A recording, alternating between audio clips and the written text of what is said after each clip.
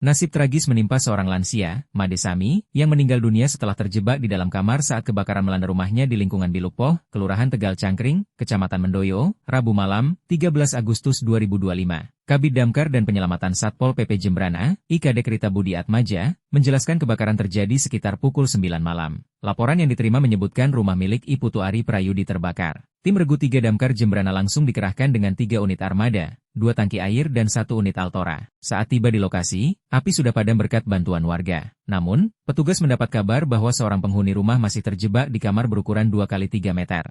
Saat ditemukan, korban sudah tidak bernyawa, dengan tubuh hangus terbakar. Evakuasi korban dilakukan bersama warga, sebelum petugas melakukan pendinginan menggunakan 1 tangki Altora berkapasitas 3.500 liter. Kondisi korban sudah kaku, mengeluarkan cairan dari kulit, dan tidak ditemukan tanda kekerasan lainnya. Menurut keluarga, selama 2 hari terakhir korban tidak pernah keluar dari kamarnya. Mereka menolak pemeriksaan maupun autopsi, dan menyatakan ikhlas atas kepergian korban. Kebakaran ini diduga dipicu korsleting listrik. Pihak Damkar mengimbau masyarakat untuk selalu waspada, terutama di malam hari, dan memastikan instalasi listrik serta sumber api berada dalam kondisi aman.